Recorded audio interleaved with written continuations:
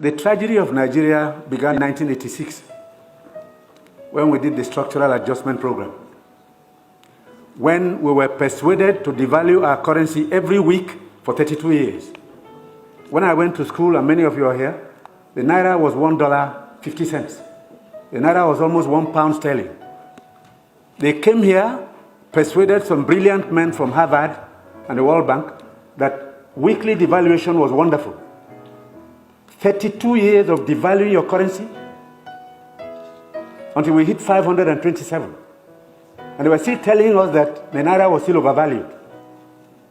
That brought poverty, misery upon us. Then interest rates went to 30%. So nobody could build a factory, start a farm, produce anything, or create jobs. Because every time you bring in a shipload of rice, you also bring in a shipload of unemployment. Because you are transferring your wealth to sustain other economies. Somehow, Nigerians didn't notice it. So we became a nation of importers. Toothpicks. Each year it cost us $18 million. Importing toothpicks. Tomato paste, $400 million. So you talked about tomatoes now. One basket in town now is less than 2,000 naira. The farmers are losing money because the processors don't have enough funds to set up factories. They are going to do tomato paste. It's food-grade stainless steel. You can't just use anything because you'll be putting poison in people's stomachs. 2 factories have started off. I believe by the middle of next year, we can comfortably tell importers of tomato paste to stop. But when you do, you make enemies. Even the rice we're trying to reduce, we have enemies, heavy enemies, people who can kill if they have a chance, because you're spoiling their business. And let nobody take it lightly.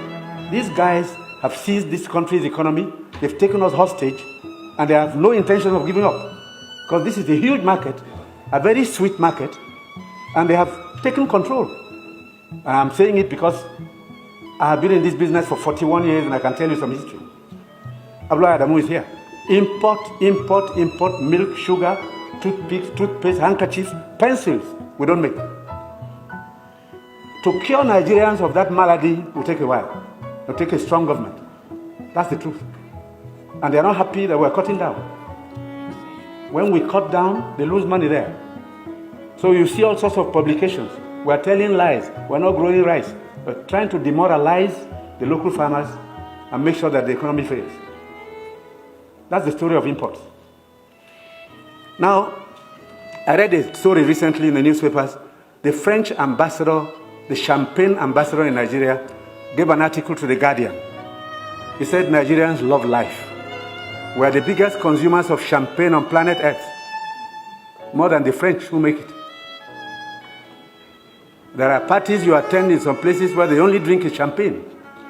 Of course, the individual is free to spend his money, but his money comes from Nigeria's commonwealth. So on imports, it will take a while for us to get used to local goods and accept that we should consume what we produce and produce what we want to consume. So I take your point. We have to take stern measures to cut down on imports because these young boys and girls who have no jobs today are not going to allow us to carry on enjoying life at their expense. They need jobs. They need jobs. They are children.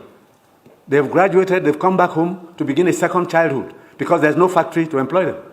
And the ministries can't take any more. But somebody is making sure you fail when you want to produce at home.